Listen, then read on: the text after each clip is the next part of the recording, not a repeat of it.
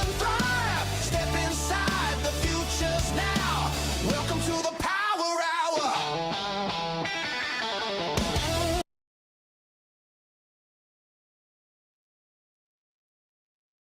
Don't you just love it? I've written a intro theme tune that is just long enough for me to go to the fridge and get a cold drink. Welcome, everybody, to the Power Hour. Today, I'd like to discuss the world that is live streaming. And I can promise you, there's no way we can get this subject done in an hour. Wow. Talk about deep. So many issues. We'll have to get through those in follow-up content, but let's try and get the basics going. And let's see if we can get Mike to help us without him now adding another 6 hours. Because we fortunately have a guy here who did streaming before even anyone knew what the word meant. If you want to go deep, Mike can take you deeper than the Mariana Trench. He'll even give you the code on how to build your own server for streaming. But for most of us, that sounds like a little bit more than we want to take on. Now let's think of the scenario. Either you or your customer comes to you.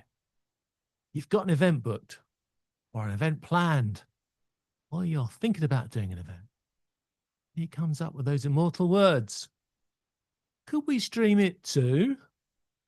And then there could be, well, I don't know what they could be because I can't get a consistent answer even out of AI.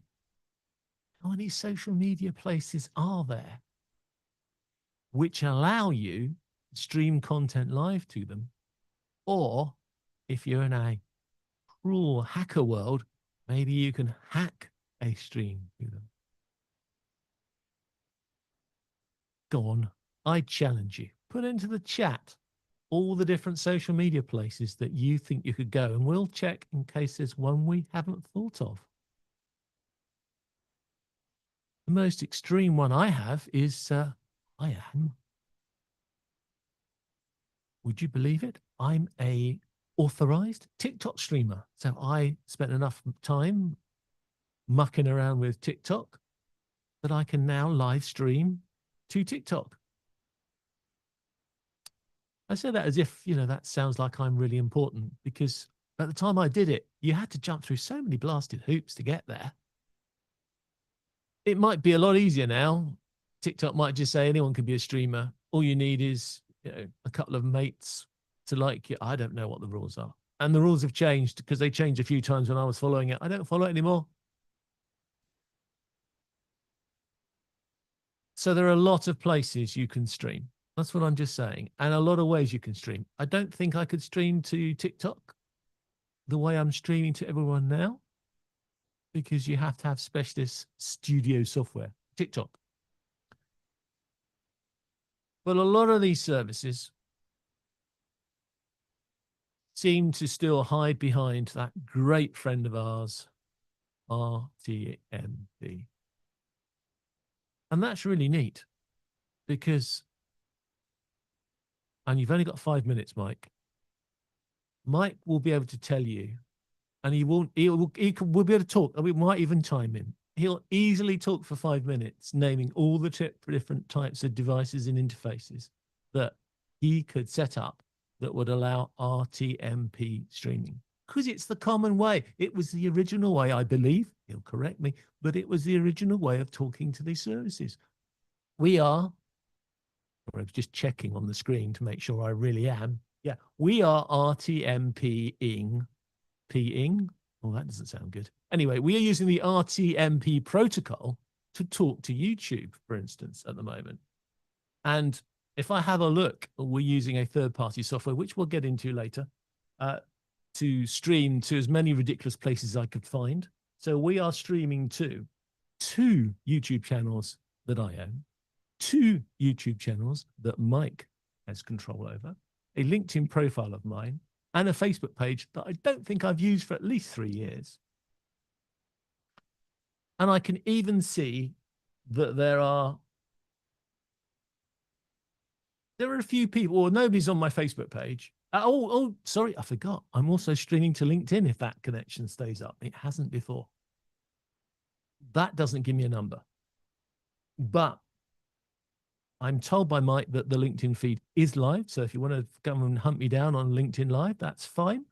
Except I can't get any stats apparently from that, so I don't know. But all the other platforms, apart from my Facebook page, have people on there. So wherever you are on the social media world, let's talk about where you are, how you are, and what's going. So Mike, this RTMP world of talking to a lot of the socials, this is quite a good basic way of people talking to and other people talking to. And because it's such a common protocol, there's a ridiculous number of ways you can do it, aren't there, really? If you just want to go one-to-one, which is what we're going to start with. And welcome, dear friend, to the show. Hello, hello. Hi, everybody. Live streaming. Ooh la la. 5 minutes, huh? Yep. All right. So Tell us what would you like me to dive into first? So you want to, the one-to-one scenario. One-to-one scenario, RTMP, what sort of places or devices or whatever could send an RTMP signal to, just say, one YouTube channel? All right. So the easiest way would be to have, there are many different, so we can, again, the list is long and distinguished. The RTMP protocol has been around since Adobe introduced it in the early 2000s. And it was, so John's sort of correct. RTMP is not the first, but it is the most popular, and it's actually lasted probably, we're at least 15 years in when it comes to RTMP, the actual RTMP protocol. So it's in itself is robust.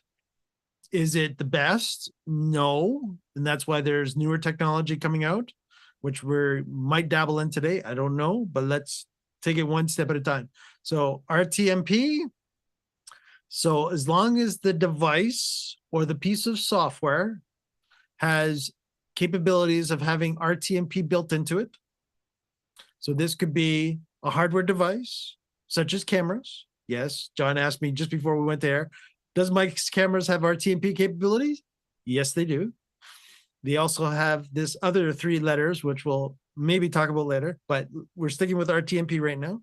So RTMP, in theory, you could actually go from our cameras, RTMP directly to a RTMP server / service, which could be YouTube. Yes. So that basically, that service has to have an RTMP, what we call in the production world, an RTMP ingest server. Okay. So that it understands the RTMP protocol coming from either a device, a physical hardware device, or could be a piece of software that has the RTMP protocol built into it. So it's either hardware or software going to an RTMP server. In this case, today, we're showing off YouTube, we're showing off LinkedIn, we're showing off Facebook. That's fantastic. We're halfway through your 5 minutes. You're doing well. Thank you. I'm sure yours is not the only camera that can do this. Are there different, can you suggest some different, so what can we say, classes of cameras that do these things? Like you've got PTZ, so is it quite common for professional PTZ cameras to have this feature? It is, as long, what it comes down to is does it have enough of a brain in it to be able to take the actual video signal that's coming from the actual camera that's built into it and being able to turn that data into RTMP out of the camera. Okay. So yes. And there are other types of cameras that do this? So again, the type of cameras, again, would have to have some sort of brain that does the translation from the analog video coming into it either being the camera image itself and being able to take that internally and then RTMP it out. You could potentially have that in, if the DSLR has the capabilities, there's potential of that. There are, now again, what units will not have this are webcams. So again, webcams will need, if you plug that webcam into something, be it a piece of hardware or a PC or Mac, insert here, then you'll have to have some sort of software that does the RTMP. Are you And John reading my says, notes? Are you I am reading my not. notes? I'm Okay, sorry, you're was that, no, you're was that keeping up with them ChatGPT's beautifully. note? That was fantastic. good. You followed them beautifully. All right, So if a I- camera doesn't support the RTMP, correct. then the next connection down could. And as you say, and my notes are in that order, so that's terrific. The next connection down could be if you've plugged it in via USB cable. Yeah. Which is what, as you say, webcams would do. So Yeah. if there is a piece of software on the machine, or maybe software, because I have a feeling I've seen a couple of budget webcam third-party software that will take the camera, and then within the package they give you the software that does the RTMP.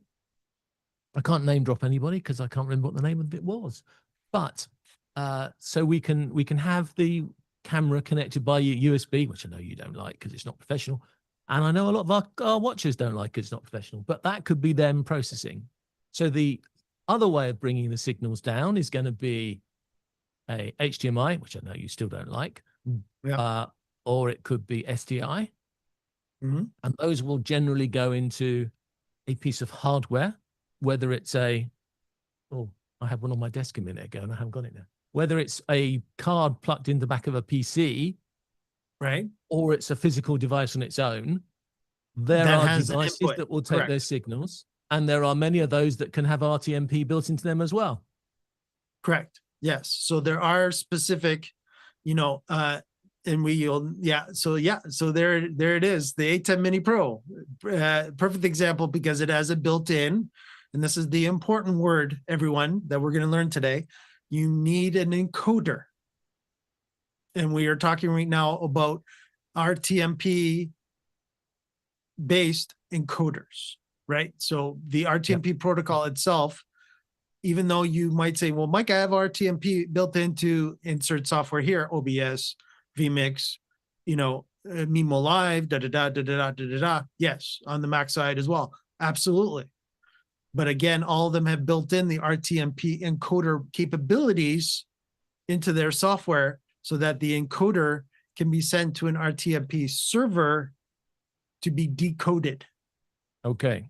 But you've now you've missed a bit. You've jumped ahead a bit Done? now because All right, fine. so let's step back just one step. Stepping back. Yeah, stepping back.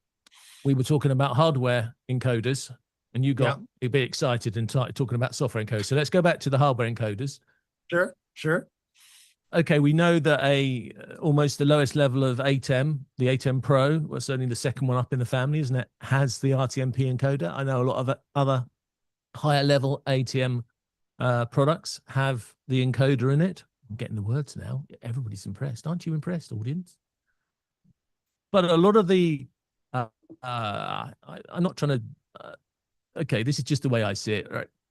There are a lot of products who have looked at what the ATEM models do and have taken that as their basis, and then they've added other features and they've built. There are many products now in that area that are in that price range of what, $400 or $500 to perhaps $2,000 that are switchers of some sort. And I do notice that a good number of them, I would probably dare to say maybe, Mike, a majority of them will have this feature. And if they have a family of products in that range, then certainly the higher level ones in that range will have the feature of an encoder, so they can stream directly to, as we're keeping for the example at the moment, RTMP to YouTube. Right. Yeah. So basically what's built, what Blackmagic for the A10 Mini Pro as an example has in it is they have an encoder chip, a designated encoder chip that's job is to only do RTMP, or we'll talk about the other letters later. But we're sticking with right now. It does RTMP in it, and it will send that RTMP stream out the Ethernet port, in this case for the A10 Mini Pro, to the destination of your choice. Okay. So the next level down, and then we'll do a summary to see if everybody's kept up, especially me. The next level down, of course, is that those cameras could go direct to a PC by USB. They could go indirectly to a PC via a capture card or any of these products that we've been talking about. And then, as you said earlier, there could be software on the computer, and the software can emulate what the encoder chip can do, and the software can then have the conversation with whatever streaming service that you're connecting to.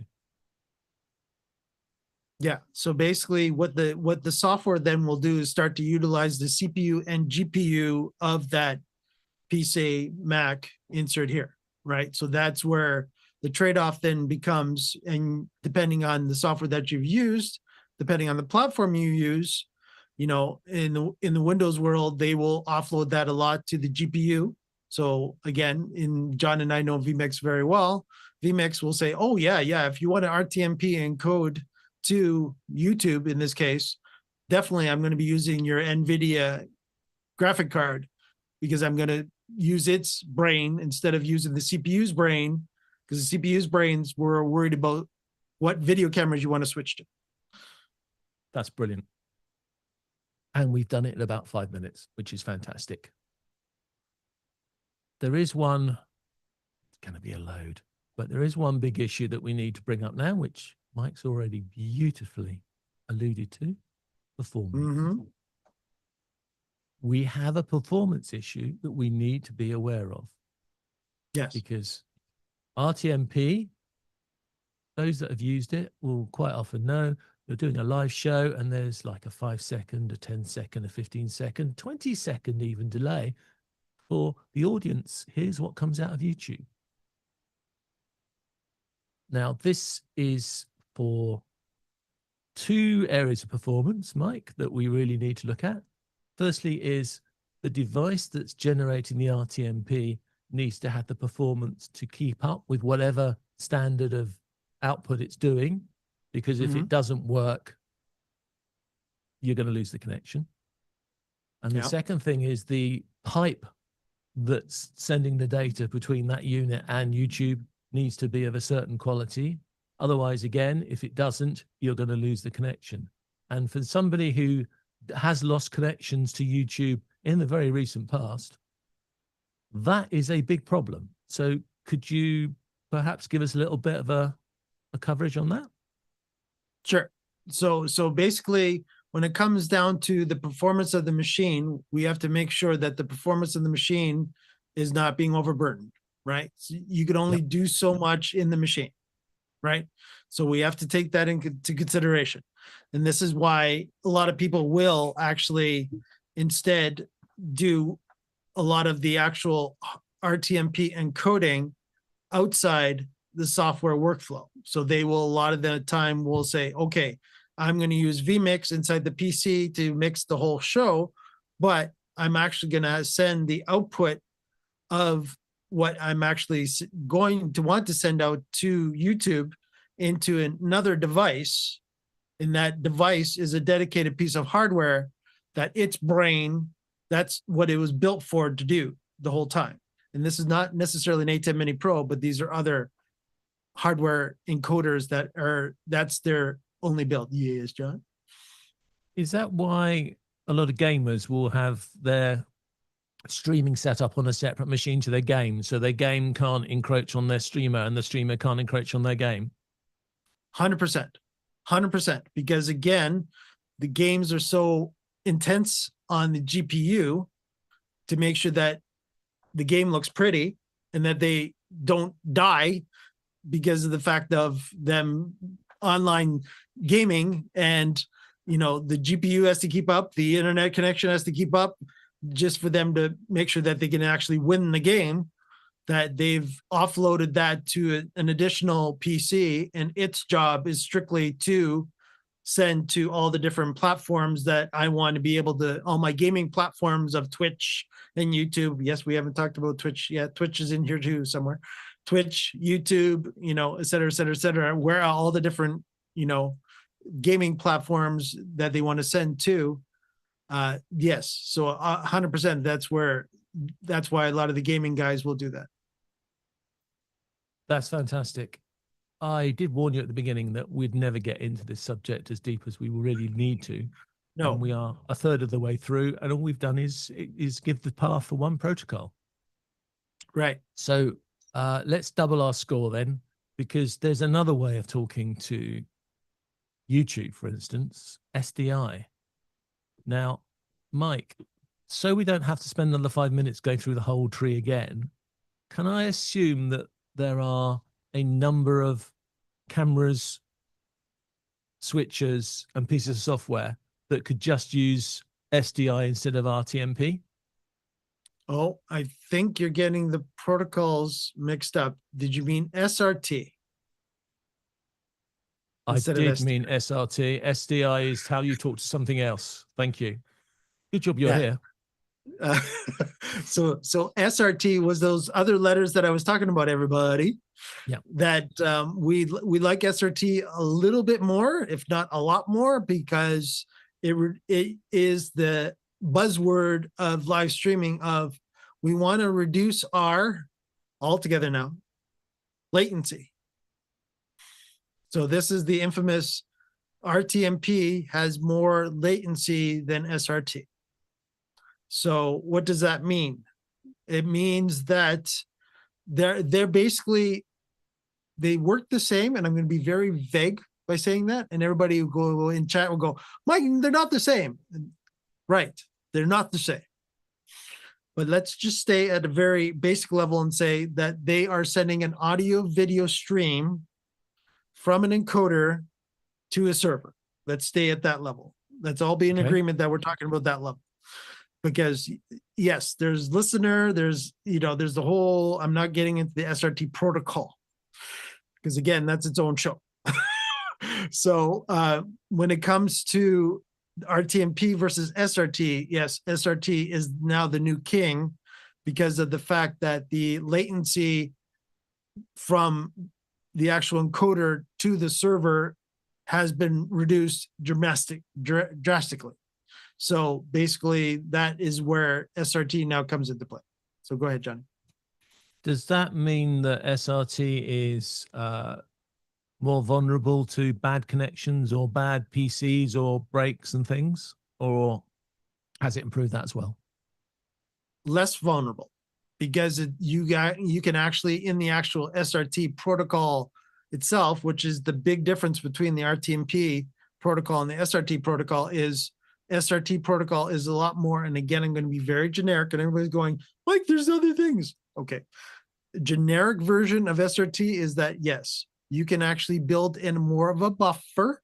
And again, I'm going to be very generic when I say that word too, that will give more tolerance to bad internet connections, or internet connections that were great 2 minutes, 2 seconds before you started, but all of a sudden 5 minutes in, all of a sudden you lost your internet connection. Why? Because something. And all it Okay. takes too is somebody walking by with a wonderful cell phone that all of a sudden disturbs your internet too. Fantastic. I've just done a ChatGPT check because it just seems too complicated to do. Asking it what the protocols used by the various platforms, social media platforms are. And Right. as usual, it's not giving me a good answer, and I'll probably have to ask it No. another 3 questions to get sense out of it. But I Yeah. do have a bit here which does suggest to me, I say suggest because you never trust these AIs, do you? That YouTube will take RTMS, RTMPS, RTMPS right? recommended. Right. HLS ingest also supported. We haven't talked about that one yet. Yes. Facebook Live, RTMPS. Mm-hmm. LinkedIn Live, RTMP and RTMPS. Mm-hmm. S is for secure, isn't it? Yes. S is Yeah. it adds the additional security level on it. Yeah. Okay. So So Twitch, RTMP, X Live Producer. You see, it's not listened to what I X asked it, and it's telling me Live something. Producer. Interesting. Yeah. That's a bit of a dinosaur, but yeah, continue. Yeah, and Instagram Live Producer, it doesn't give an answer for. So Chances are if it's Instagram, which I believe is Meta, so it should be under the same umbrellas as Facebook, would be my answer to that. okay, and then it starts jabbering on about SRT and doesn't answer my question. So Right. I think we have, though, pretty well suggested that there is a method to stream into one piece of social media and to get a social media response. We are going to talk about the feedback because it's an interesting challenge in itself. But before we go to that, we want to really think about making it easier. I think that's probably the simplest way of saying, I want to make it easier. So if you want to make it easier, we want to then go and find a restreaming platform. At least that's what restream.io would like you to call it, because it then remembers their name. What I mean is we are going to use a piece of software. We will send our event to a piece of software in the cloud, and we let the piece of software in the cloud organize the connection for you. Now, as far as I can see, and as I'm using that type of tool myself, as far as I can see, there are two really good reasons for doing that. One is you only have to get the connection right to one box, and it can set up the events and do all the squiggly stuff in the background and the connection stuff in the background and do it all for you and connect up. The second reason why this is quite neat is you can also, if the app allows it, you can also choose more than one endpoint. So you can get as silly as us, where you are posting to 4 YouTube channels, 1 LinkedIn channel, 1 Facebook channel. Could have added even more, in fact. So that's another reason for having these types of devices. In Zoom, for instance, there is settings so that you can set up Zoom in advance. So it knows how it's going to stream to your streaming platform. And I know there are devices and commands in other pieces of software. For this particular instance, I pretty much consider that Zoom is an app for video conferencing. It can stream to the social media, just like all the other products are out there. Teams can stream. I don't know any of them that can't stream, actually, that I've come across. They can all stream to a particular protocol. And if you want to keep it simple for you, but give opportunities of complexity for your streaming, then these independent third-party cloud apps that you can stream to, and then they'll send it all on, is fantastic because it makes it easier to manage. I could share the screen I have at the moment for my product, which is a live streaming product. I'm just pulling it up so I can describe it to you. I might share it to you in a second because there's no problem sharing. This is called a switchboard, and I'm just checking the screen. So I've got a live screen running here at the moment, and I can see a time delayed version of me because it's telling me what's coming back. It's got my encoding sessions. Yeah, I could share this, couldn't I, Mike? I might share this in a second. It's got the connection information for me. So that's the connection information that I use to connect my Zoom in this case too. And then it's got a list of all the social media apps and their accounts that I've already programmed to and connected to. And it shows me the connections to all those. And then I just hit the streaming. Actually, Mike, I'm not going to share the screen because I'm too scared I'm going to break it. Understood. But yes, you can connect to those streams.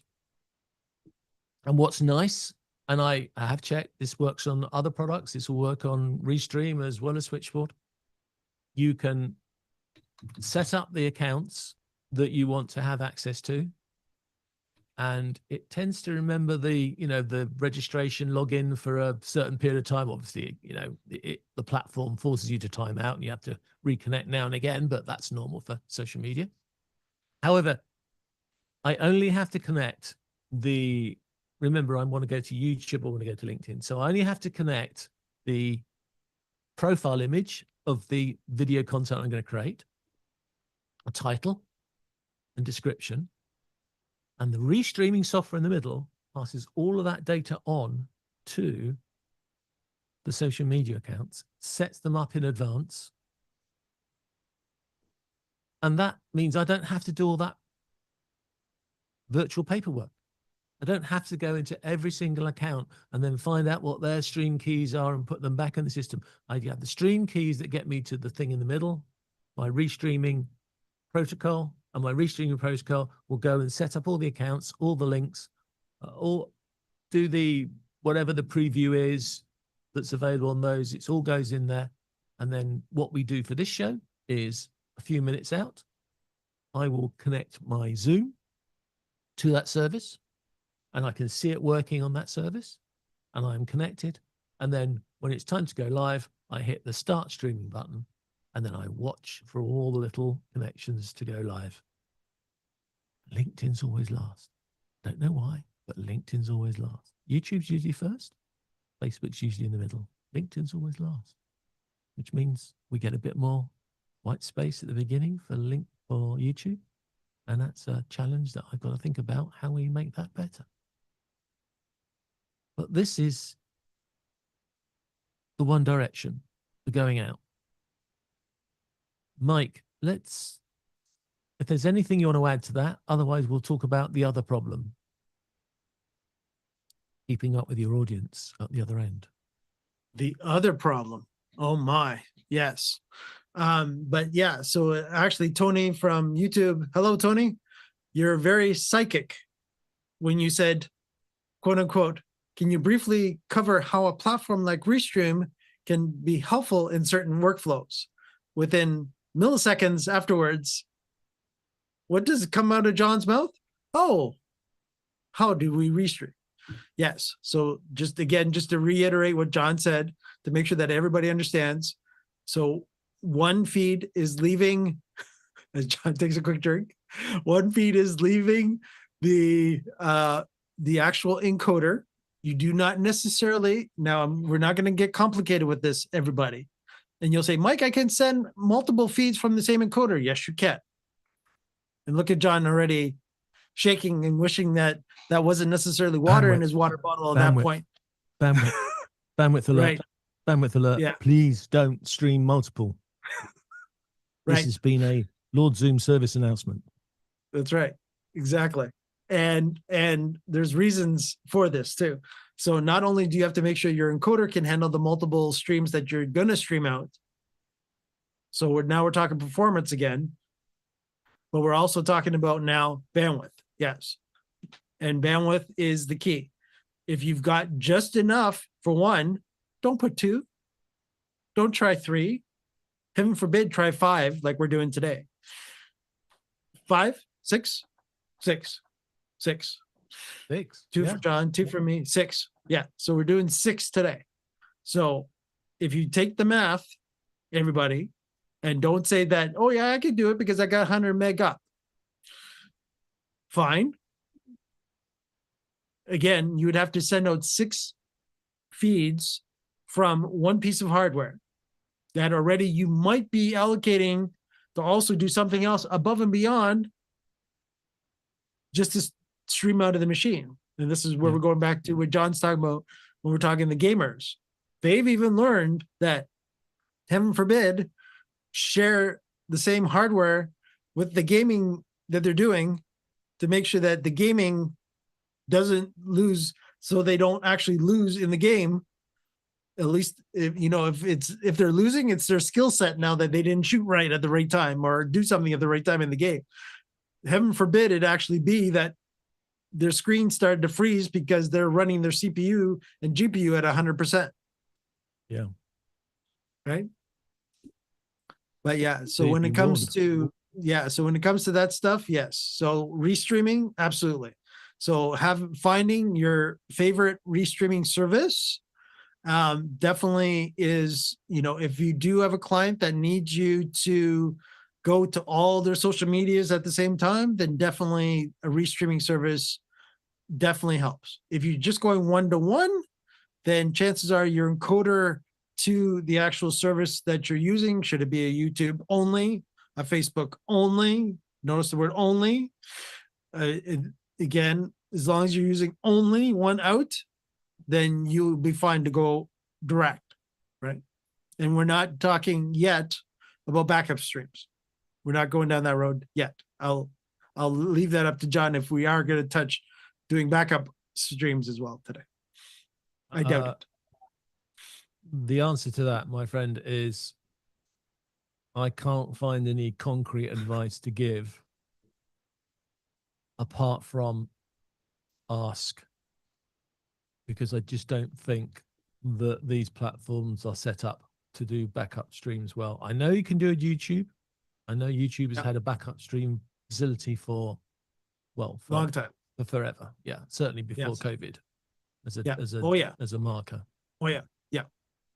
But I don't think a lot of these other platforms have the complexity. And I'm guessing, with all due respect to a lot of the users using it, a lot of the users would have difficulty finding a way of producing a backup stream at the same time as well. If your connection's bad, you're going to need, you'd need 2 encoder feeds, and you probably need 2 different internet connections for streaming those 2 feeds through 2 connections. Yep. Otherwise, it's not going to do any good, Mike, is it? Because if your internet Right. connection goes down, it's no good having a backup down the same internet connection. Right. That's right. You've got to make sure that the chain doesn't break somewhere, right? So you've got your primary going out the primary internet connection using the primary encoder, be it in your software or whatever. That is your primary encoder that's going down your primary internet pipe to the primary RTMP server. Yeah. Now you've got your backup. Again, here we go again. Backup encoder going down a backup internet connection, going to the same RTMP server, and making sure that the RTMP service and server understands that, oh, if this primary dies, flip over to that backup, please. Thank you. When? After X amount of criteria. Yep. And this is where YouTube is really good, where it says it's going to keep, do its best to stay up for X amount of seconds. But if I've got a backup stream, I'm going to go to it. Fantastic. Well, I think we've given some information about that without going too deep, which is a relief, because it's just too dangerous a path. But if you can, then do. I think that's probably the most sensible thing to say. If you can, then do. If you can't, then you just have to be winging it like we are, effectively, with the one stream.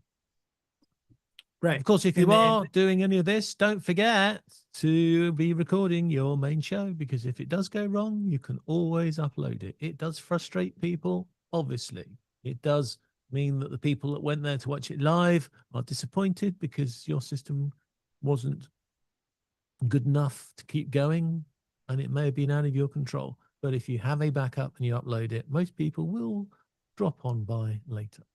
But the idea of having people joining us live is that if they're scared, they don't feel that they want to come and sit in our lovely plush Zoom auditorium webinar space, where we have a few hundred seats available. Popcorn not included, but chat and polls are.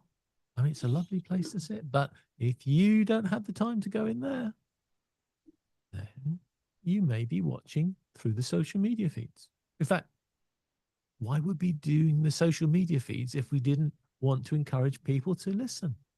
And this is where you as a producer have, I think, Mike, the biggest problem, which is now you set up 6 feeds. Who the heck's going to keep an eye on all the 6 feeds to make sure that any questions get picked up as they come in? I know it's you, but that's a big problem, isn't it? That is a big challenge. It is. And if your end user customer says, I want to stream to this, I want to stream to that, you better remind them that if they stream to those platforms and there's just been a comment just made that second I've seen out the corner of my eye. If anybody wants to make a comment to the tube or the various tubes that you have or the LinkedIn, then you do need somebody to be able to look at it and say, I see we've got a mention from Tony. Yes, we do. And Tony knows something about what's happening on Tuesday, but we'll talk about that later, right, John? Tony's promoting our other channels for us. That's very kind of him. Thank you, Tony. Thank you, Tony. This is difficult. Poor Mike, cue the violin, has now, because of my overzealous nature, effectively got 6 different platforms he should be, in theory, keeping his eye on. He doesn't have to keep an eye on all 6, because I happen to know that one of them hasn't got any viewers at the moment. So that's 5. But it is a problem and it's an issue, because if you don't, the whole idea of going live is to be interactive. That's the idea. And to be interactive, you're going to live stream to something where there's going to be chat. If you don't take any notice of the questions and the comments that are having in the chat,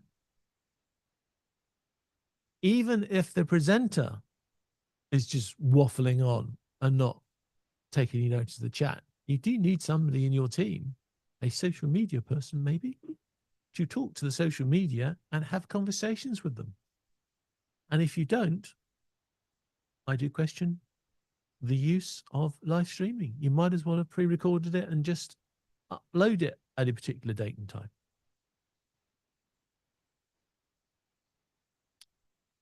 And then, Mike, there is the challenge. Can you, as a lot of the gamers do, and this is the best example of why it works, bring some of those questions, some of those comments, maybe a lower third or a graphic on the screen, so that you're baking in that conversation? Now we're starting to look cool. Sure. But now you've got to, now you have to have a means of being able to bring all the feeds from all the social media platforms into one wonderful app. I don't like the word app, but let's put it place that understands that these are all the chats that are coming in. Then you've got this data, which is now the chat data. And now you want to be able to throw them up as a lower third, or you want it to pop up above you, below you, wherever, to the side of you. However, you want to have the live chat all of a sudden on the right-hand side, left-hand side. Sure, all that is capable, but what becomes more of a concern then at that particular point is that, okay, can a one-man band host? I'm doing my best, as Johnny is the main host, being the co-host. I'm also video switching in our Z production studio, and we're sending that out to our multiple platforms, and I'm also watching all the chat from multiple platforms. But for me to be able to be a live hosting person all the time and chat and do this and do that at the same time, it can get quite difficult. I think that's an understatement. It's a nightmare. And the reason we brought this up is because if you're having your conversation with your client, whether the client is your marketing department or a customer that you're producing for, this is a question that you need to bring up at the beginning. as soon as they start talking about, we want to connect to some social media and we want to do it live, you have to think of the implication. Firstly, the implications is it's going to take more technology and teamwork for you guys to host this, video it, switch it, and then send something to a streaming service that you've set up for them. And then you're either going to have to provide an extra team of social media people, or they might provide it themselves, who are going to deal with the chat that happens at the other end, the feedback from the users. And then, of course, you have that final discussion of, well, how do we bring, should, but how do we bring that content back to fill the whole loop? How do we bring that content back into the webinar, the presentation? Now, you may not have a presenter who can jump off at a tangent and find his way back to the script, as I believe I can do sometimes. They might have a full presentation and a slideshow, and they're just going to plow through that. That's fine. There's nothing wrong with that at all. Because you can put aside a time for Q&A. And that Q&A can be from the audience in whatever scenario you are in, whether you're online or face-to-face or hybrid, doesn't matter.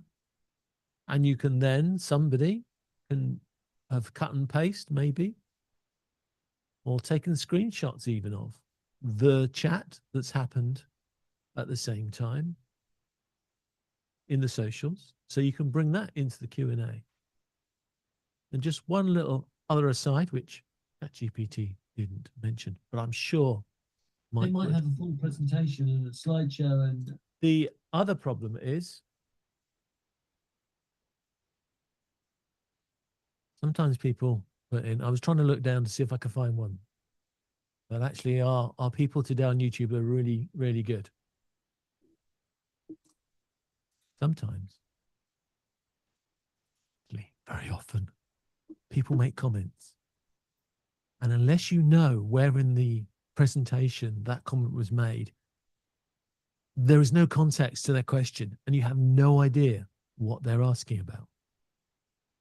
And that's probably the hardest thing to catch, because if you, well, it probably is not you. If the customer waits until the end to go and read all the chat, if they don't know the context of what was happening when each chat message was made, they will often go, I'll answer that question. I've got no idea what they're talking about. And that's true. They won't have, because without the context. And that is the final thing that trips you up. And my gosh, we've managed to nail the outline of this whole process in our hour. I am so proud of you, Mike. We told you only had 5 minutes. You did your 5 minutes, and we have successfully gone through it. So let's see if I can remember what we just talked about. All right, quiz time. Go for it. So we started the camera, and we have cameras with the protocol that could talk direct to some RTMPS. But you did say, and we didn't talk about it, you did say there are possibly other protocols in the cameras that could talk to those social medias or to those streamers. So let's fill in the gaps. What other things could you do from the camera in this service that we've not talked about? Okay. So there are, again, RTMP and SRT are the main ones that are what we would call industry standards in sending live feeds to streaming content delivery network. And I will be that vague with that because that officially is, and everybody says, what's a streaming content delivery network? Example, YouTube, Facebook. So all the social medias have their own streaming content delivery network that they're either sharing or are built on their own so that you can live stream or Okay. even put up their VODs, right? So that's where we're going with that. So SRT and RTMP are definitely the big boys in the room. The older technology is RTSP, which again, if you're familiar with cameras back in the day, well, they still sort of do this, but RTSP is even worse on reliability because that was one of the more real-time, again, RT always stands for, RTMP is our real-time media protocol. RTSP was our real-time streaming protocol. So it was actually the original streaming protocol, but it did not have a lot of capabilities of being able to, if you were sending from your encoder to a server / decoder, what ends up happening then is if there was any break in the internet, the protocol wasn't smart enough to go, oh, I should reconnect again. At least with RTMP, it will try to reconnect again, where SRT knows that it should connect again. And I'm going to get as vague as that as possible, because Fantastic. again, because protocols could be its own show, gang. I'm being serious when it comes to that. Go ahead, John. So, from what you said today, RTMP is going to be the standard that most people are going to expect to use, and that's fine. Yes. But there are quite a few places now in the pyramid that have SRT protocols, and your advice, and I think I'm going to probably agree with you. I'm definitely going to agree with you. SRT would be a preferable way. So I will use an example. Our streaming service, we have in Switchboard on my controls, we have the ability to get the signal from here as RTMPS or as SRT. So I could send my connection to the streaming service as SRT, which we've been recommended by Mike, because he's the guy that knows that that's the best protocol. Yeah. What people may not realize is that doesn't force our streaming service to have to copy us. Our streaming service will still connect to the social media, the YouTubes and all the others on our behalf, and it will use whatever protocol it thinks is right for what it's doing. If it decides it wants to use RTMP or maybe SRT, then it can. If one of those is not available, if there was a different protocol needed, it could do that as well. So the other advantage of having a product like Switchboard or Restream in the middle is, Mike, I suggest that you can have your best connection to it, and it can then choose the best connection for all the social media that it needs to connect to, and they can be different if it's thought that a different protocol is better for those situations. So you only have one setting to set up for yourself, and it worries about all the rest for you. Is that about right? Yeah, that is very fair. That is very fair, because again, if you were doing everything yourself, you might be sending RTMP here, you might be sending RTMPS there, like John went down the list. You might be sending SRT over here. And again, excuse me, that basically that then gets to the point of you not having, again, so each protocol will need its own encoder, which needs its own service, right? So again, when you're sending to a Restream or a Switchboard Live type of service where they do the restreaming, it is their job, because you are paying them to make sure that they keep up to date with all the social media platforms that are out there that they support. And I think Switchboard we're only, even though we're touching maybe 4, I think they've got a lot more than that, John, right? I think they've got some others. And to take your comment there, an example, people may or may not know that the rules for LinkedIn have changed recently. Right. And that would have meant that these restreaming platforms would have had to change the way that they work to fit in with the change in the rules by LinkedIn. And of course, if a new social media platform would maybe announce a new protocol, You don't have to change your end. Your end is working in the same way every single time. And if you get the hint that I'm suggesting that this interim software between you and the social medias is a good idea, I am. Blatantly, I am. It just makes things so much easier. It's easier to manage. If things go wrong, there's only one place you have to check. It's easier to fix. And it's just easier. It's just, I mean, for instance, I've got a picture. I can see what's going to the streaming platform. I'm able to set up the connection between me and the streaming platform before we go live on all the socials. So I know that my service is getting to the platform. And then I just start streaming to all the socials with one button. It does all the connections for me. If you consider Mike's got a nightmare trying to catch up on the chat, can you think of a nightmare it would be for us to try and get 6 different streaming connections to go live almost at the same time when the show starts? It would be, well, I just wouldn't do it. It would just be, and to me, that's 120 meg of connections, because I usually say a connection I want to keep 7 to 10 meg, and everybody will tell you that your connection is not guaranteed. It's shared with other people. The contention ratio can be different in different places, but you are not guaranteed all 100 meg of your 100 meg upload if that's what you have. Got 200 meg uploads, so I can split my service between those two. But 10 meg is what I say is the highest, and you need double that in case of problems. So that's 20 meg per connection, 6 connections. That's 120 meg. Oh, and we haven't, as Mike hinted, we haven't added the other connection, which of course is this Zoom that we're using. That's got upload and download streams as well. Mm-hmm. It is, yeah.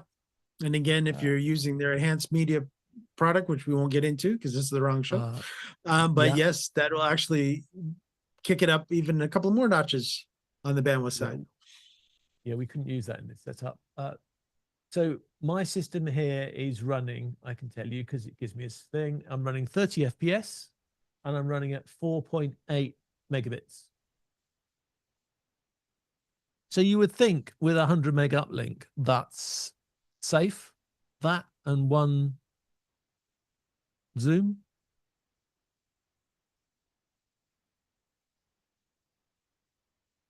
I have now and again seen problems with it. I'm based in the UK, so when I do most of my streaming, it's in evening time, which means all the kids and the gamers and the YouTube and Netflix watchers are all in the country as well. But I not feel compelled, but obviously a lot of my viewers, a lot of my listeners, a lot of my audience are US based as well as UK based. So it makes sense for me strategically to be producing content, which is the evening, early evening for the UK, and is afternoon and morning for the US and Canada. Mike, I haven't forgotten you.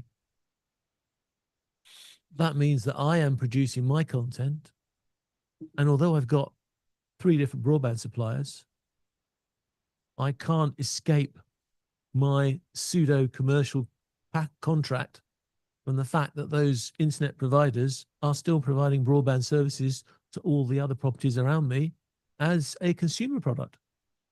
I don't have a guaranteed hyperlink from my front door all the way to the offices of Switchboard Live.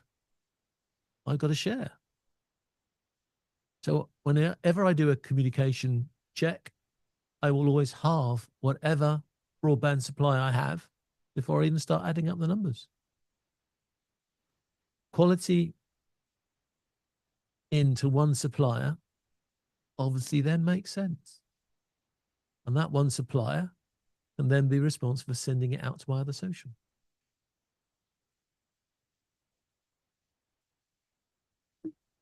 I'm using, I was actually trying to think about what I was using. I'm using Zoom to send to my system. Does that mean that Zoom is sending it from the cloud? Actually, no, for certain. I could use a camera. Could have used one of Mike's cameras. I could have used a video switcher. I could have used one of my boxes behind me, software switcher software.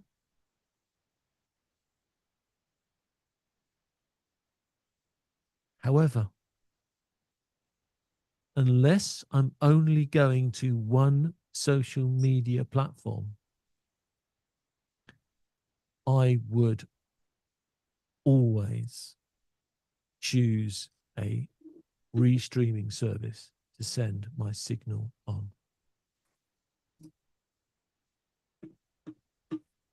And I think that's the strongest point I'd like to leave you with. Keep your own part of the system simple. Because when it goes wrong, there is no time to fix it. When you're doing something live, there is no time to fix it. That's why we're using Zoom, because our production software for this particular show is called Production Studio. It's part of Zoom. This is not, well, it is a plug for Zoom, but it's not directly just to plug Zoom. It's to give you the point that if Mike lost his connection and he's doing all the switching for us, I can take over that software and do the switching from here. So we have an environment that we've built for ourselves here, which has a level of resilience, maybe a bit extreme resilience because we've put the two guys in two different continents. Maybe that's resilience more than most people would plan for, but we are literally either side of the Atlantic Ocean producing this show, and everything that we do and we have control of, yeah, pretty much everything we have control of at this moment in time. I have got some ideas to move the show on again because we're going for 9 months now, but everything we have, we could do individually. It might be an overload to take up all the different tasks, but if I was to disappear, then Mike could just take over, just like this.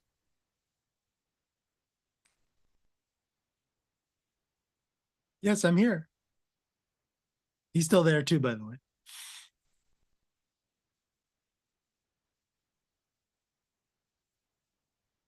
You did mute yourself, John, though, when you did that. Exactly. And when I can't speak, Mike is there to speak for me. You see, it's resilient. I actually planned that one. That makes a change. So your system is resilient. And if it's resilient up to the restreaming service, it's then up to the restreaming service to be resilient from there on in. But right. And that's what you are paying for, everybody, when you buy one of those services per month. Yeah. But again, you've still got to make sure that the content that you get to them, that's on you. That's not on them. You have to have reliable internet. You have to have reliable gear. You have to have a reliable feed. You have to have a good quality feed. That is all you. If that is taken care of, then they have nothing to do. All they're doing is they're taking in what you've given them and just going beep, beep, beep, beep, beep, beep, beep. Restreaming, right? Is what they're doing. They basically say one in, okay, how many out? All right, I'm telling the system I'm going to do this one, this one, this one, this one, this one. But it's important to understand that if the quality is terrible on those, once you have to, and again, John, you can tell a little bit what you're actually seeing in the interface. John actually sees the quality of audio and video that we're sending out to Switchboard Live. So he knows that what we are seeing, and if you're joining us on excuse me, on the actual Zoom Webinar Plus that we also are running the show in, you will actually see as an attendee the equivalent to what we are also sending to stream Switchboard Live, which is also, of course, as long as we said that Switchboard Live, That's what Switchboard Live is sending to YouTube and Facebook and LinkedIn and insert here. Oh, and Mr. John is being dangerous, and I will show you why John is being dangerous. Here we go. Yeah, we're at the end of the show, Mike. So I thought I'd take the risk. So this is the health of the connection. And of course, this then tells me if I got a problem. And as I said, I have had warnings before that the signal's not good enough for sometimes. But there is an idea there. You see, it's sending it tells me what my actually, Mike, can you explain all the numbers? Because I don't know half of them. Don't know half of them. Sure. Yeah, just give me a sec here. When it comes to, let's see, and I've got to find that share so that we can see that you can see you and John and I. There we go. I found it, everybody. All right. So we're all here now. So basically the stream health. So the video bit rate. So the video bit rate information that John sees, that's the first number, the 4.84 kilobit per second, or sorry, megabit per second is the actual stream that Switchboard Live is receiving from our friends at Zoom. Ta-da! Yep. All right. And upload ratio of 0.33%. I'm going to assume, John, that's related to your account, because I think that the upload ratio to me feels like it is related to how much of your total account is being used. I'm just going to go down. That's more in that regards. And then, of course, the infamous 30 FPS. Everybody knows what that is, right? That is a production professional that's watching the Power Hour. 30 frames a second. And again, of course, how are we sending that? And the signal is stable. Green check mark. We like signals that are stable. So again, if it was unstable, Switchboard Live would be letting John know that Zoom and Switchboard Live are having issues. Right? Yeah. And it's quite scary when they put a box up. Right. So then we've got the protocol and the profile. Oh, I got a high profile. That must be posh. Yeah. So I can explain what the high profile basically means is that there is a certain and I'll be tech for 30 seconds. And John, that is an FFmpeg profile setting. Ah, he knows that. And that's all I'm going to say. And then everybody, if you heard what I said, Google it / put it into your favorite AI and you will realize what FFmpeg does for the industry besides everything. Okay. So I'm going to get lots of abuse for the next box, aren't I? Lots of booze, potentially. Yeah. Yes.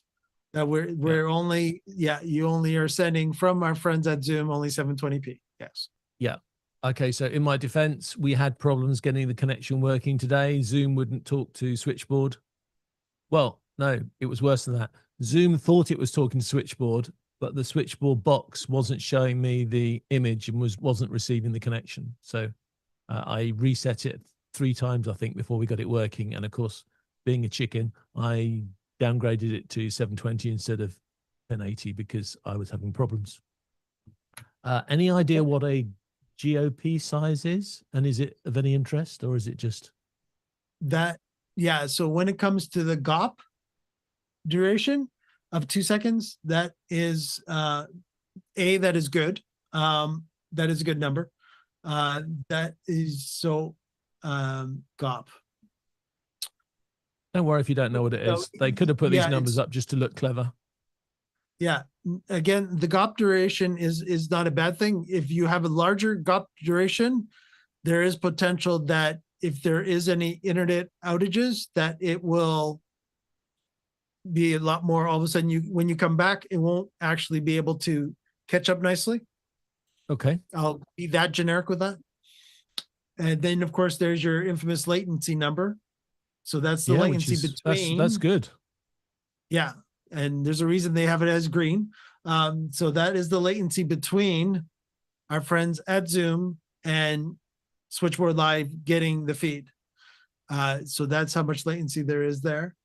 Then we've got the keyframe, which again is 2 seconds, which is good because it matches your GOP. So that's very good. So again, if it didn't match your GOP, then that's where you could start getting frames being dropped. And bitrate stability, okay, that's just coming up with a stable. Good. So that it's not, so basically that stable terminology coming from switchboard light is just letting you know that it has a stable connection between the two for that long of duration. And if it became unstable, obviously you would see that there. That's fantastic because it's been showing me about 4.8 almost the entire time. So it's a nice stable connection. And I believe, and maybe one day somebody's going to explain it to me in Zoom, I believe that connection is going directly from Zoom servers to me, to the service, which is something I mention now because we haven't said anything about that. And maybe we should just say one simple thing. We've talked about your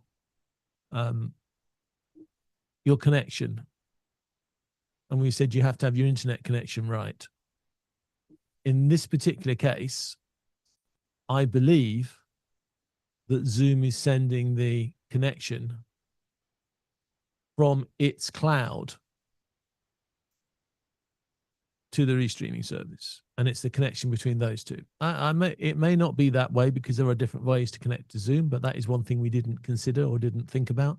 Whether your video conferencing app is sending the RTMP or whatever your protocol is going to be to your restreaming service or to your social medias, is it sending it from your network? And if you're using a hardware device like this, then the answer is obviously yes, because the physical device is in your room, so it's going to be through your network. But there are quite a few pieces of software that you might use where your piece of software might not be in your room. So it might be part of the, like Zoom, I'm guessing Vimeo, for instance, would probably be this same situation, that you would be using Vimeo and you'd be uploading and downloading to Vimeo. But if you stream from Vimeo, I'm pretty sure that Vimeo service will send the stream over. But it's one thing that I hadn't thought about until this last 58th minute of the show, and thought we better throw in. But there are times, Mike, aren't there, when it's not going to be actually the RTMP or the SDI feed is not going to be originating in your physical office, and that might be for some an advantage.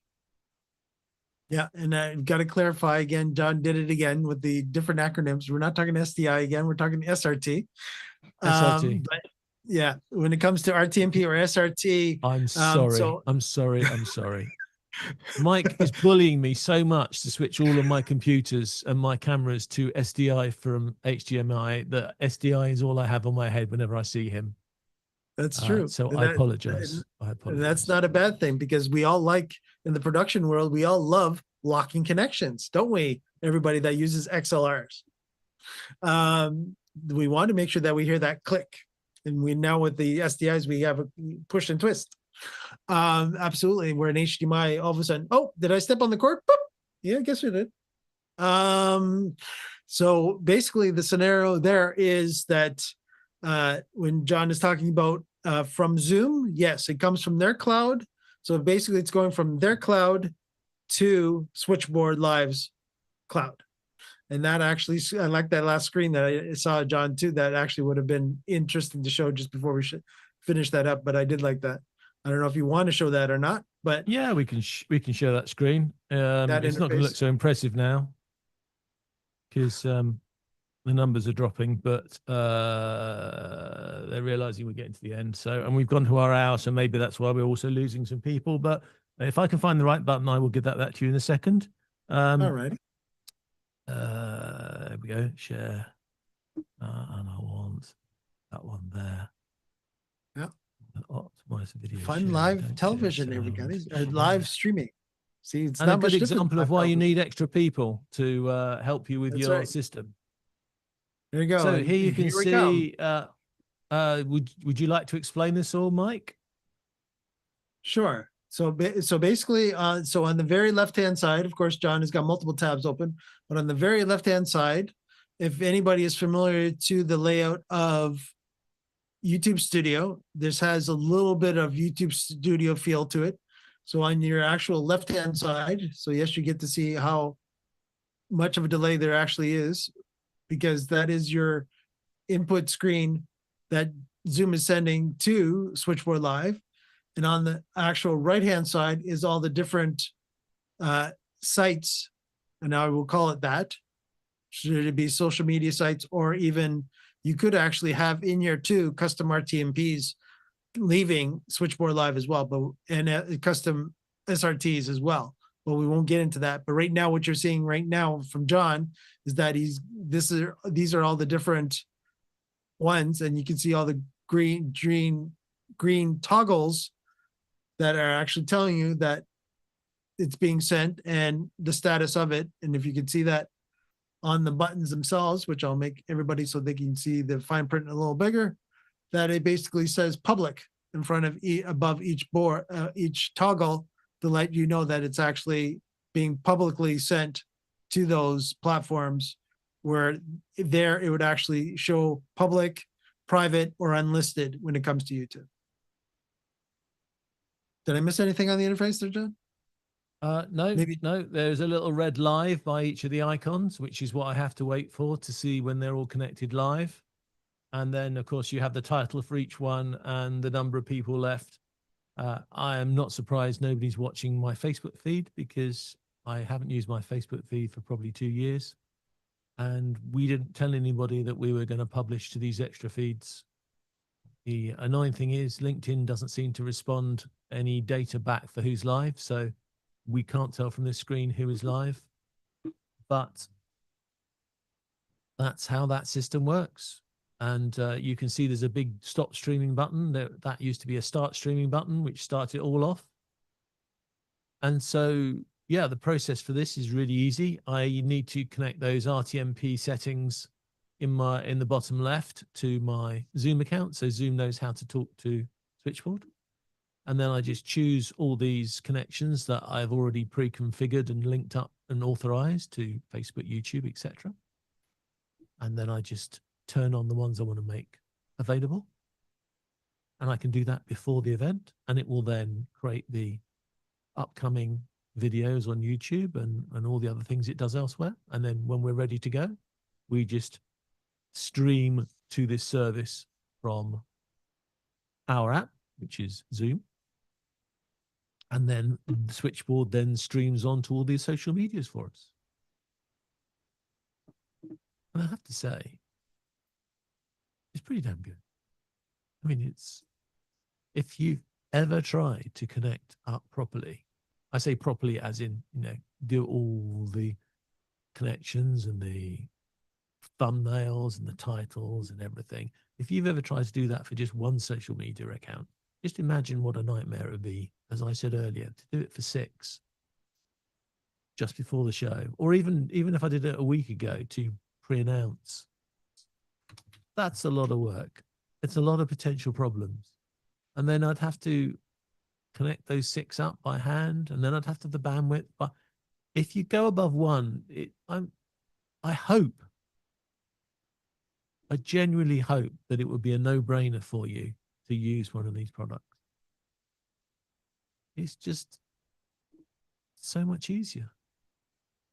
And bringing the chat back. Well, I know we've been a little bit of a suggestion that that's a disaster zone. You usually have 1 or 2 social media paths that are going to be the most common. And if you can have a member of staff keeping an eye on those, then that's probably okay. If you've got a lot of, like we have, and there are a lot of Vega ones that not use much, then maybe you just wouldn't take the effort to support all of them. But it's possible. And I can tell you, because I'm involved in some of it, and I know the people who were involved in others, there are many people who are looking at this whole idea of the conversation outside on your social media platforms, how to bring it into production. And really, it's about time, let's be honest, because if you go and play with all these streamers on their Twitch channels and all the other things, they've got all those features built in already. Even known people to use those particular methods to bring content in. So I am sure, because I know it's being done, that there are people working on better ways to bring all of that chat from all the social into here so you can display it in some way within your product.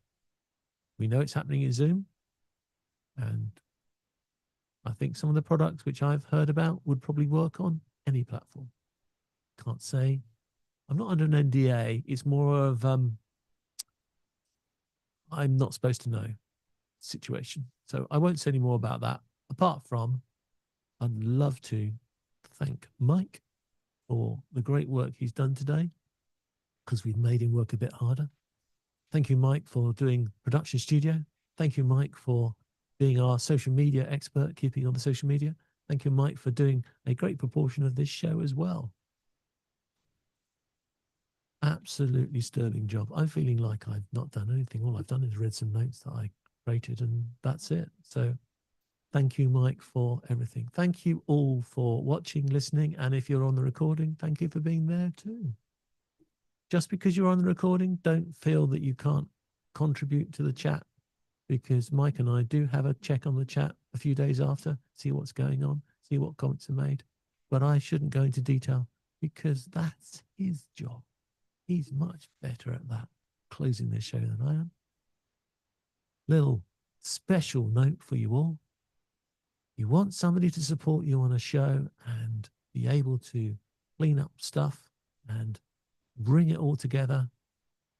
Always check if on their CV they have ex-DJ, because those guys are good, just like this one.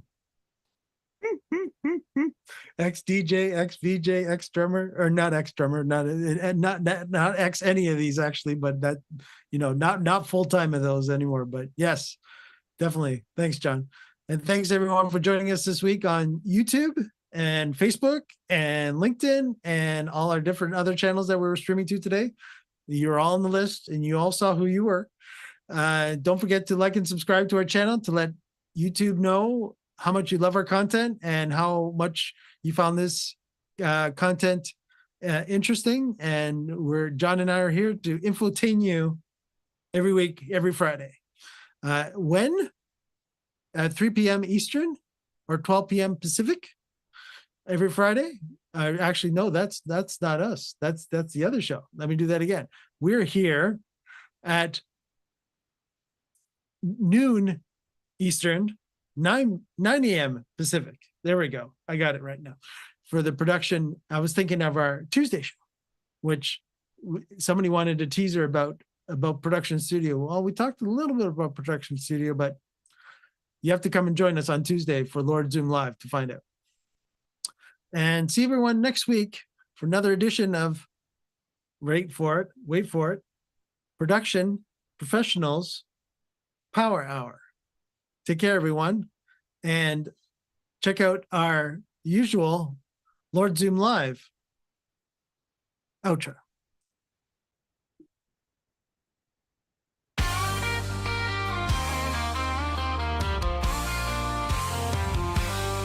Every week we open wide the virtual stage where ideas spark and wisdom fills the page. From the UK to the land of maple trees, John and Mike bring clarity with ease.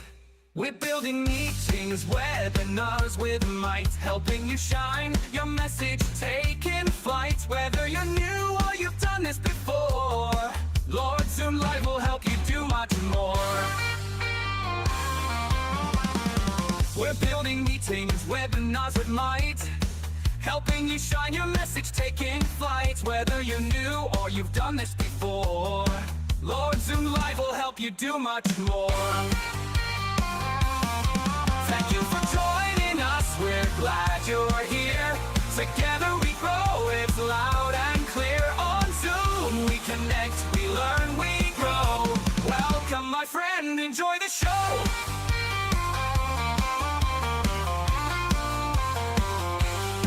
From big events breakout rooms with flair. We've got the tools, and we're ready to share. Guest experts drop in, bringing gold each time, with insights and tricks to help you climb. Can't make it live? We've got you still on YouTube and LinkedIn. We're giving that thrill, so tune in later or catch us next round. Either way, your success is where we're bound. Thank you for joining us, we're glad you're here. Together we grow, it's loud and clear. On Zoom we connect, we learn, we glow. Welcome my friend, enjoy the show. And make it live, we've got you still. On YouTube and LinkedIn, we're giving that thrill. So tune in later or catch us next round. Either way, your success is where we're bound.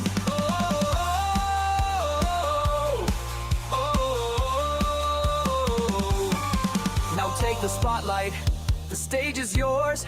Bring your message through virtual doors.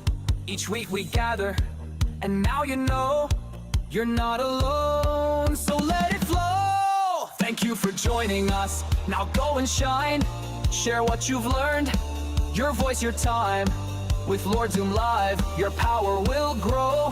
It's time to build your own show.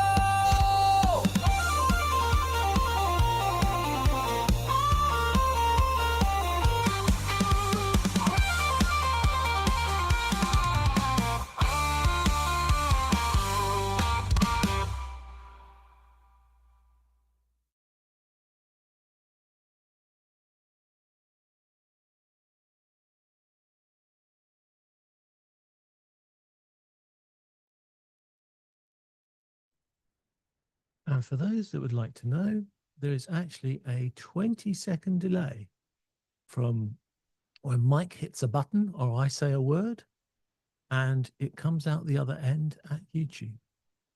Although there was a low latency between us and our streaming service, the streaming service keeps a good link between the two. That is the end of the public service announcement. Have a great time, guys.